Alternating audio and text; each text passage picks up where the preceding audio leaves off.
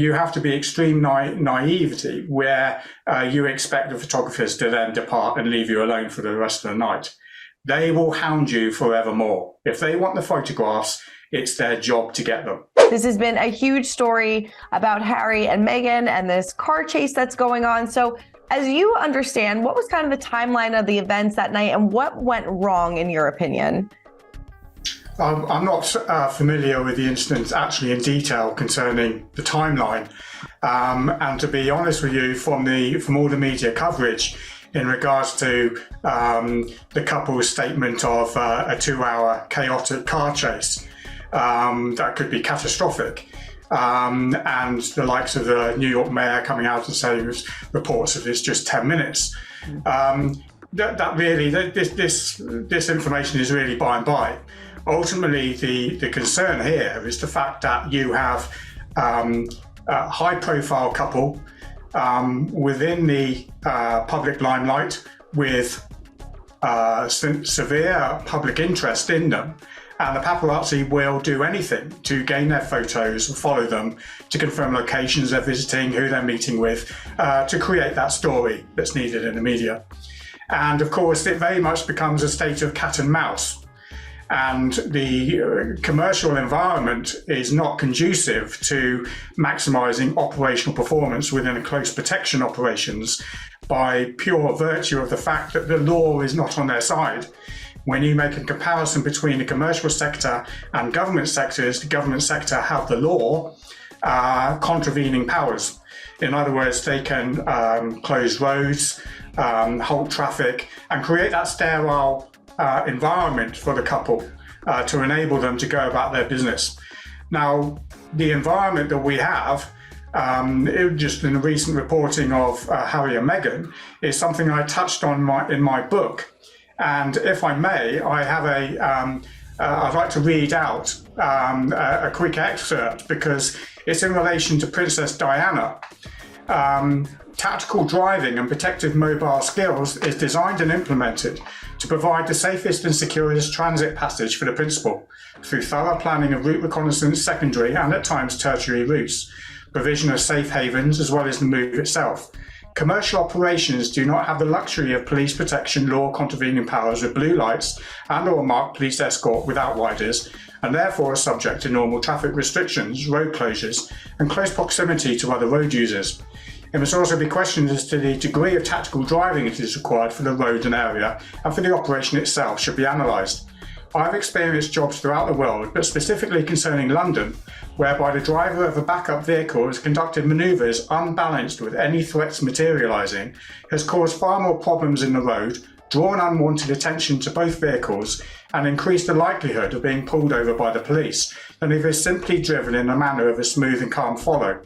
For some reason it becomes a mentality not too dissimilar to an adrenal-freaked itchy trigger finger in unarmed combat with firearms as well. It becomes an embarrassment as is unprofessional. There are of course many instances in the London scenario whereby an aggressive drive is required, but it's possible to dominate the road in a safe, calm and progressive manner without causing chaos and mayhem in their wake. Now, in terms of what happened in New York, the environment inside the car is very much influenced by the person being protected at the time.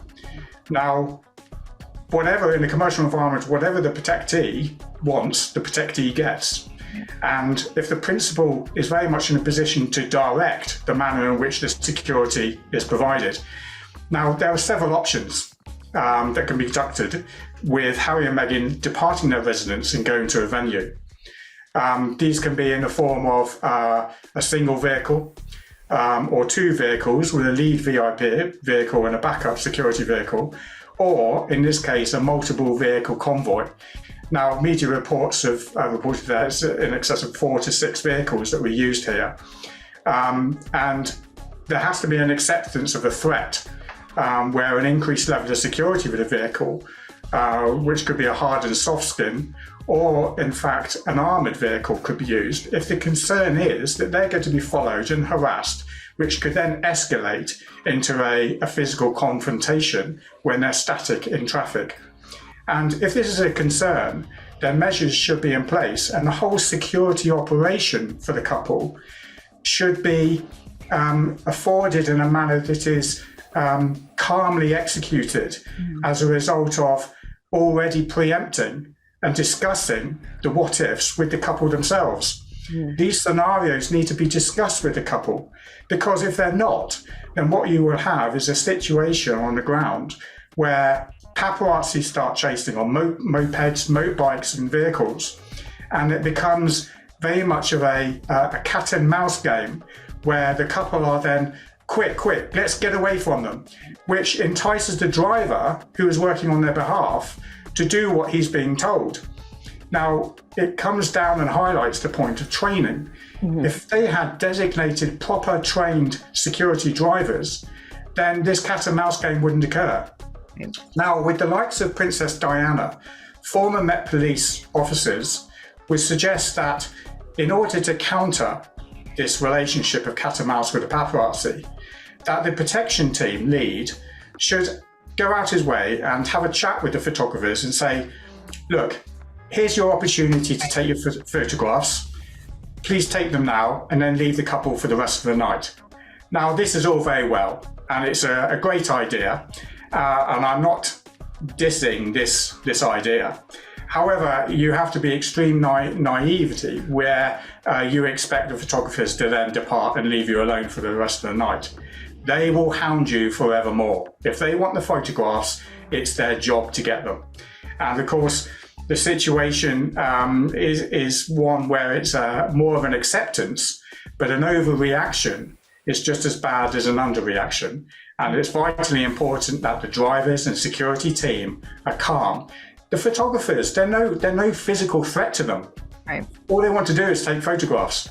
And yes, it's an invasion of privacy, but it has to be an acceptance. And the couple, although Harry left the royal family to undertake his own personal life, he's very much in the limelight of the public interest.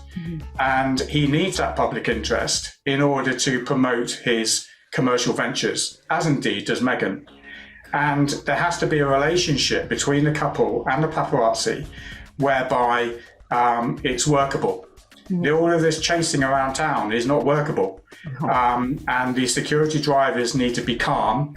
And if there is a concern whether the couple is going to be static in traffic, then they need to counter that by either having these blinds in the vehicle or hardening the windows of their vehicle with this laminated windscreen window protection film, or indeed use armoured vehicles. But suffice to say is if the drivers start accelerating away from the paparazzi, all you are doing is enticing a chase. Right. And you will have innocent bystanders being knocked over or indeed a traffic accident. For more news content and exclusive interviews, make sure to hit the sub, like, and bell button down below and visit usmagazine.com.